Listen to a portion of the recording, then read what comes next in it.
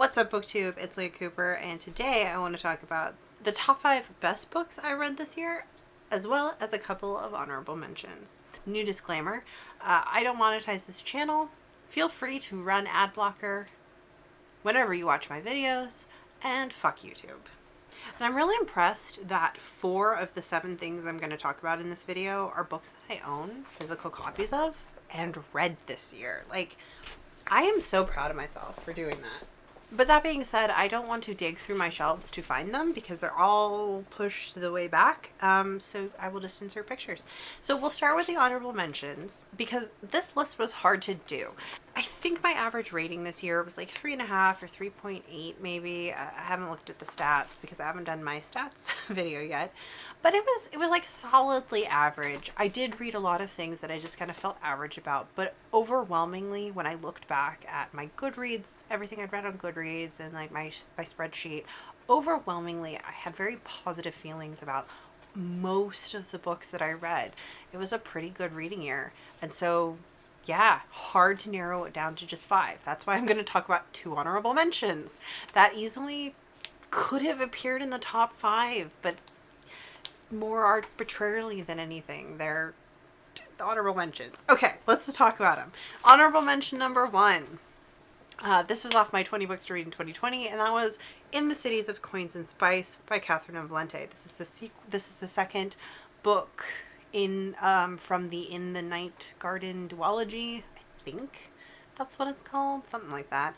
Interestingly, during quarantine, Valente actually read these 2 books out loud every week. I didn't listen to them, but partially because she started reading In the Cities of Coin and Spice while I was reading it, but I was at a different spot in the book, so it just didn't make sense to listen. And also just because I'm not a big fan of like watching stuff live. But anyway, I will find a link because I think it's public of her reading, and I'll link it down below because that's I think really, really cool. This is a continuation of In the Night Garden, which is a book of interconnected fairy tale-esque stories being told by a homeless orphan who lives in a sultan's garden. No one knows she's there, but like one of the sultan's kids, his son, and one of his daughters runs into her, and they kind of coerce her. I think the son in particular coerces her into telling these stories because she has all these stories tattooed on her eyelids, and so she starts telling him these tales. And so these books are so uniquely written. They're told in a series of nested tales. So you'll have a story start with one protagonist who will then encounter or mention another character, and then the next chapter will go into that character's story, and then it might go into another story, and then it might jump back to the first story, and then go into the third story, and then go back to the second. So they're all intertwined, and it's so interesting, and it's so unique. And this tale was just absolutely charming. I want to say it was the mid-2000s when this book was originally published, but there is commentary in this book about like capitalism and labor that really, really resonated at the beginning of the pandemic, which is when I was reading this book. So yeah, I think it's absolutely beautiful. I think if you at all like fairy tale fantasy fiction, they are must reads.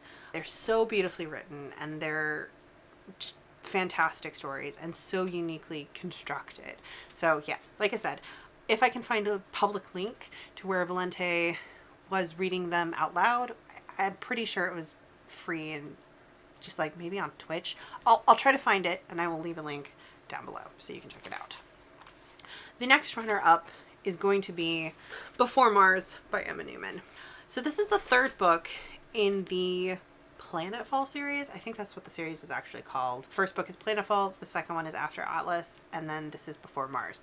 Before Mars is pretty contemporaneous with After Atlas. They are very closely tied with a couple of key elements, and so I would read After Atlas before reading Before Mars. This takes place in kind of like a near future world where this kind of religious cult developed space travel and took off for God, and they left they left a time capsule behind that was set to be open either 20 or 40 years after they left. I can't remember exactly. And everyone's been conjecturing about what is going to be in the time capsule. The time capsule is set to open pretty soon. This book takes place on Mars. It's in this kind of research facility that's also run as like basically reality television for people on Earth to kind of pay for it. And a woman who works in this military tech science corporation, she's been tasked to go up there and do these paintings for the guy who owns the corporation, and she doesn't have a choice whether or not to go, but she's actually pretty excited about it because she's a scientist and she'll be able to do some research while she's up there, and the paintings are kind of just her ticket up there. And she lands on the planet, or she lands on Mars. She goes to a room and she finds this note written in her own hand on her own paper, artist paper, and it tells her not to trust one of the other scientists that's there, but it was waiting for her in her room. And yeah, it's a wild book. It's so interesting. The universe that Emma Newman has created in these books is so chilling because it's so easily could be an extrapolation of where we are headed. Like I can never say this word, corpocracy, corporate government, where corporations and the government are one and the same, and everyone is just data on social media. It's so interesting. I love this world. There's one more book published in this universe. I don't own it yet, but I can't wait to get my hands on it eventually, probably in 2021, let's be real. And I think it's a fantastically underrated sci-fi series. It got a little bit of buzz when the first one came out, but I feel like it has not gotten the kind of attention it definitely deserves, especially on booktube. The books are so good. Those are my 2 honorable mentions. Now, for my top 5, I think I'm going to move towards my most favorite book, but like all of these books that I'm going to mention were darling, beloved, 4.5 5-star books for me this year. So it's a loose order, except for maybe this first one. I think this first one solidly belongs in the number 5 spot. And this one I think could be bumped by either of the honorable mentions pretty easily. Number 5 is going to be a surprise, I think. That is Life After Life by Kate Atkinson. What? Historical fiction? Slightly speculative historical fiction. Okay. I purchased this a couple of years ago just because Literary Booktube liked it, and I was watching Literary Booktube thinking, oh yeah, literary books. I finally stepped back eventually and was like, you're not a big reader of anything that doesn't have speculative SFF elements, Leah. Let's be real. And so I put this on my 20 books to read in 2020 TBR because I was like, I need to read it, try it, finish it, or unhaul it. So I just have to do that in 2020. And so I started reading it. I set myself a timer, I think of maybe half an hour. And I was like, you're just going to read for half an hour. And if you don't like it, just DNF it. So I read for half an hour. And then I read for another half an hour. And then I couldn't put it down because I got super sucked into this book. And I do think one of the reasons that I enjoyed it so much is just because of the speculative element. The speculative element really, really does it for me in this book. So this is about a woman, Ursula. Ursula's born, she lives, she dies, she's born again. And we follow her every birth and death, basically as she keeps living and dying and being reborn and trying to get further in her life. So there's several childhood accidents that preemptively kill her, and then she's born again, and then we see her trying to kind of subconsciously evade those deaths. And she's alive during World War I. She's, I think, a kid during World War I. Yeah, she's a kid, teenager-ish, Spanish flu. I remember that being a section that it's a little tough to get past the Spanish flu. And then she's an adult during the Blitz. The first section of the book is definitely more dealing with childhood over and over again, and the second half is dealing with mostly World War II, the Blitz in various iterations. Sometimes she's in London, sometimes she's in Germany, sometimes she's out to assassinate Hitler, sometimes she's working as, oh gosh, what are they? It's an addictively well written book. Like the language is beautiful, the concept is just so good, and I flew through this book because I just could not put it down. However, trigger warning for domestic abuse, rape, death, obviously, but the domestic abuse, the rape really caught me off guard in this. I just wasn't expecting it, and then it happened, and then it happened a couple of other times. There was one particularly dark timeline in here. The section titled "Like a Fox in a Hole" is particularly dark and has both rape and domestic abuse in it. So just trigger warnings for those. And then number 4, I'm like wondering, oh, why is this so low down on the list?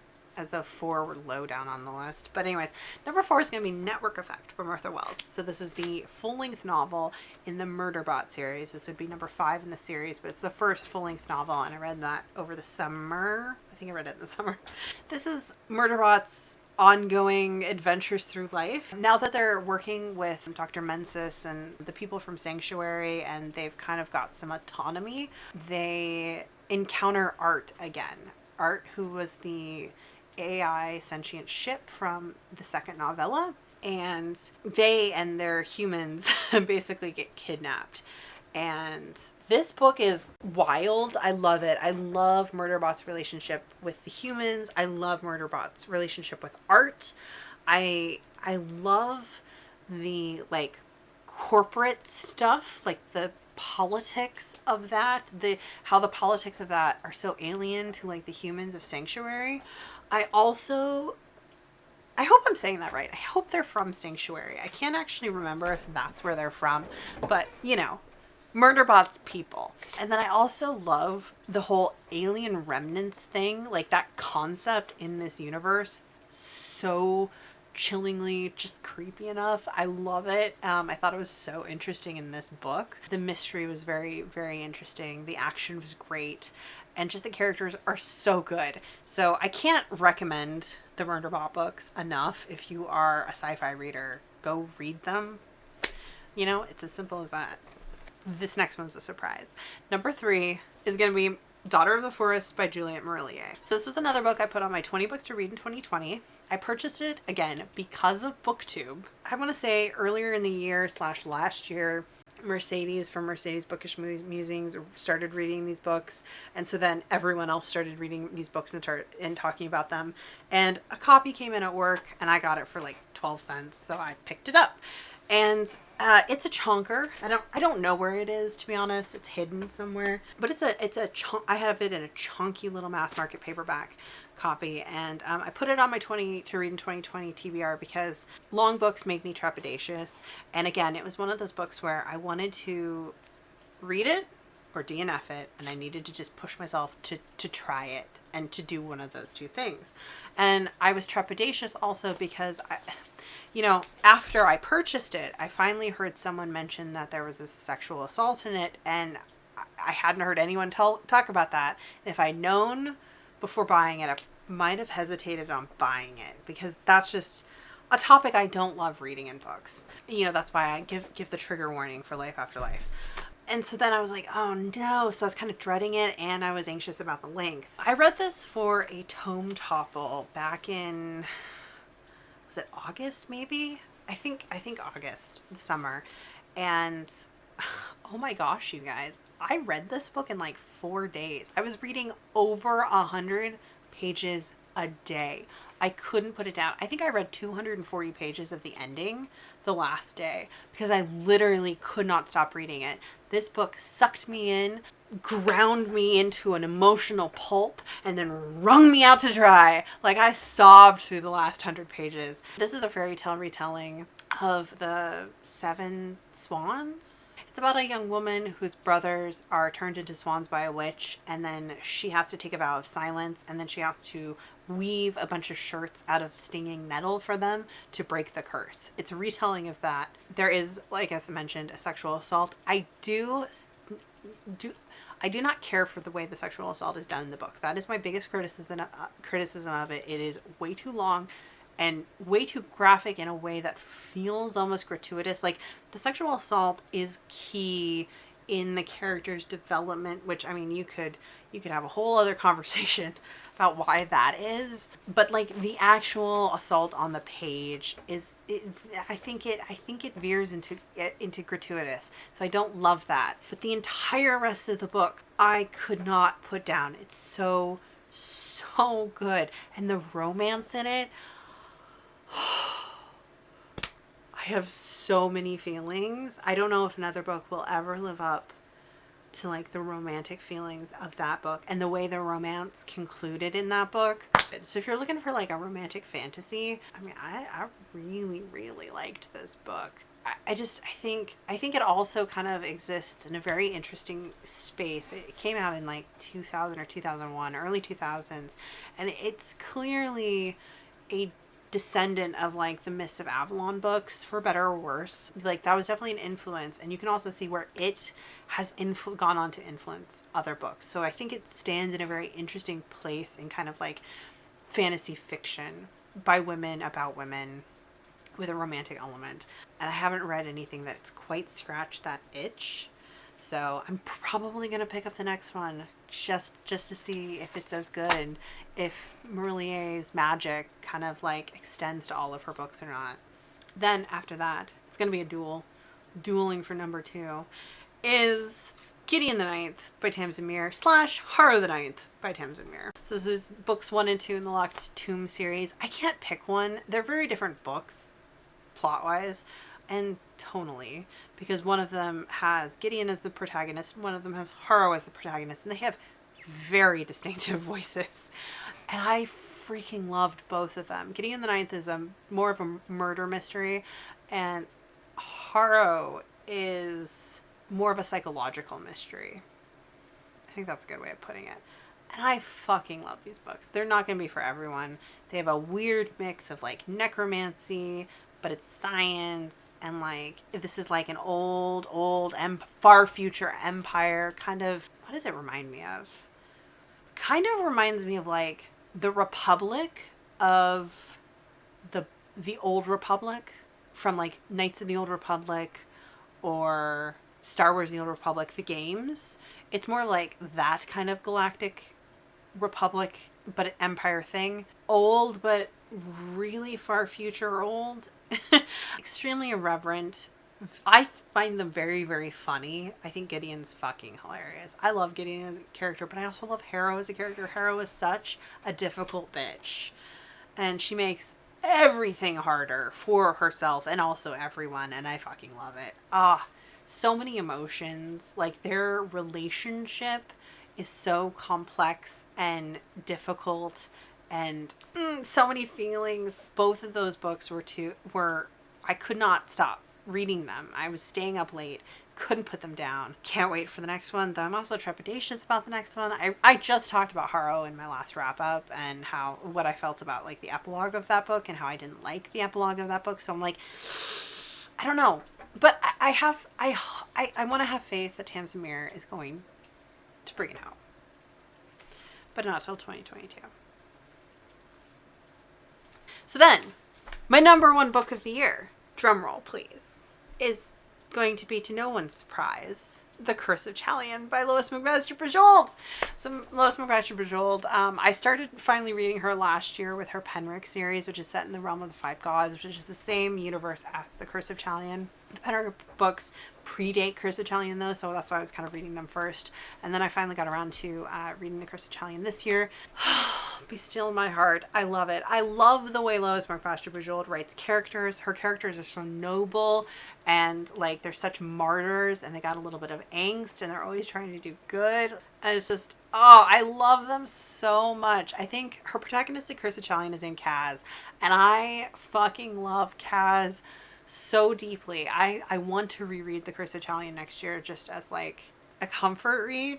I also think Lois McMaster-Bujold does an amazing job of creating interesting worlds. So I've also been reading her Sharing Knife series, which is another one of her fantasy series, and it's separate from the Realm of the Five Gods, and it is its own thing. It is super unique and it's also super interesting. Like, so both of them, I think, really showcase that she can craft very interesting, unique fantasy worlds and populate them with both despicable characters, because her villains are great too, and like heroes that you want to cheer and root for, who you want to succeed, who suffer and fail on their road to trying to succeed. And I love her books so much, but I really, really love The Curse of Chalion as a whole. I think it's just a fantastic story. It's about a man who fights for a kind of like a ducal noble. It kind of reminds me of like maybe like Italian Renaissance city-state kind of nobility. And he was betrayed and sold into slavery. And he worked as like a barge rower. Think, what's that movie? Ben-Hur? Is that the one where he's sold and he has to row a barge for the Romans? I think it's like that.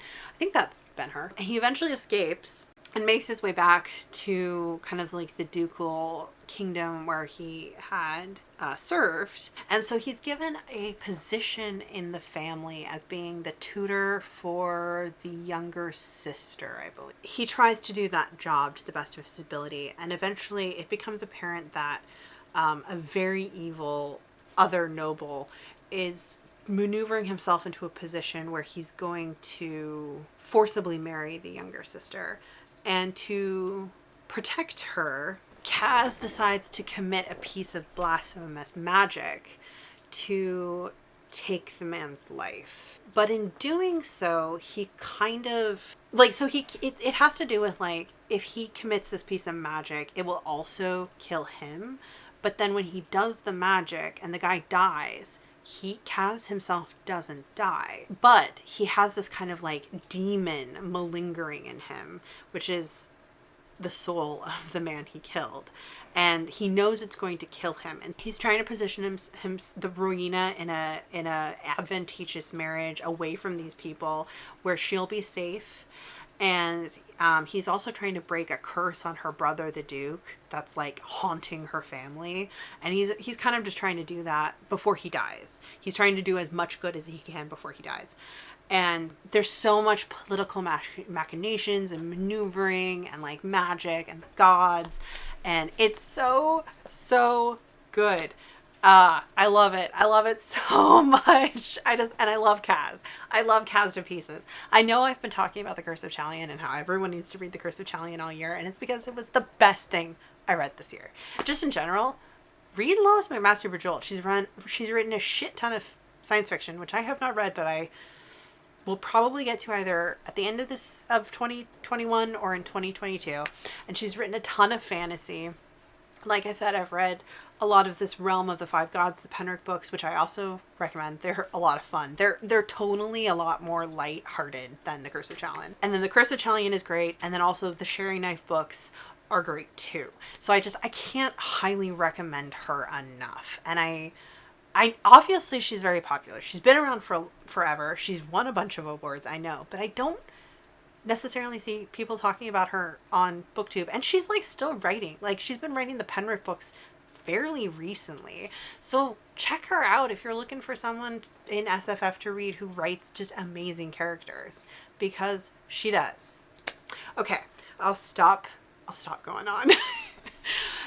So those are the books. Those are just a fraction of the books that I really frankly enjoyed this year. I think it skews mostly fantasy. See, with just like that sprinkling of sci-fi in there. And I think that's to be expected. That's where my reading tastes lie. That's where I read most of my books, but that's also where I tend to have the most fun. There were just some real highs. Like, I think a couple of the books off this list are going to be things that I remember and I keep talking about and I keep recommending for years to come. Like, they're going to become, like, not just end of the year faves, but like all around faves. And that's really cool. So, like, 2 thumbs up for a pretty great reading year. Let me know in the comments down below what your favorite read of the year was. Did you read anything that I mentioned on this list, or you think about picking it up? Let me know that too.